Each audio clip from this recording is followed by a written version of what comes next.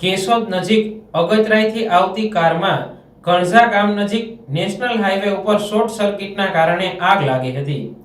Eco car ચાલક અગતરાય બાજુથી આવતા કણઝા ગામ નજીક ગેસ પુરાવીને હાઈવે ઉપર આવતા અચાનક ધુમાડા નીકળતા કાર ચાલકે નીચે ઉતરીને પાછળની સાઈડ ડેકી ખોલીને ચેક કરી ગેસનો વાલ્વ બંધ કર્યો। એ દરમિયાન કારના આગળના ભાગે આગ લાગી હતી।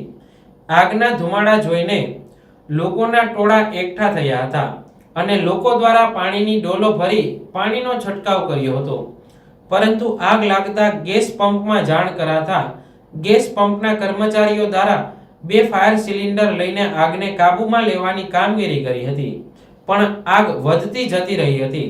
ત્યારે ફાયર બ્રિગેડને તાત્કાલિક જાણ થતાં જ કેશોદથી નીકળી અને અમુક સમયમાં ઘટના સ્થળે પહોંચી હતી અને હાઈવે ઉપરની કારમાં લાગેલી આગને ફાયરના જવાનો દ્વારા અમુક સમયમાં જ કાબૂમાં લીધી હતી।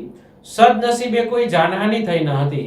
કાર ચાલકને પૂછતા જ તેમણે એવું જણાવ્યું હતું કે શોર્ટ સર્કિટના કારણે કારમાં આગ લાગતા જ આગને કાબૂમાં લેવા ફાયર ફાઇટરની જરૂર પડી હતી।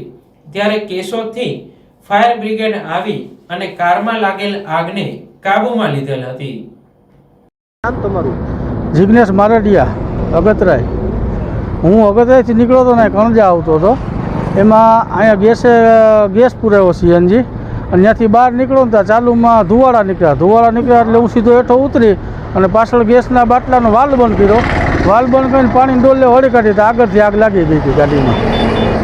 પછી તમે ક્યાં જાણ કરી હતી? સીધી સીએનજી પંપે જાણ કરી હતી મેં, એટલે ત્યાંથી એણે બાટલા 2 ફોડ્યા, એમાં થોડું કાબુ વધારે આવી ગયું। 2-3 બાટલા એ લોકોએ પાવડરના ફોડ્યા હતા, એટલે વહેલું જાણ થઈ ગયું। પછી ફાયર બ્રિગેડને જાણ કરી હતી કે શોર્ટ, એટલે ત્યાંથી એની ગાડી તરત આવી ગઈ હતી, એટલે આગ કાબૂમાં આવી ગઈ છે। આગ લાગવા પાછળનું કારણ શું? શોર્ટ સર્કિટ હોય શું હોય એ ખબર નથી।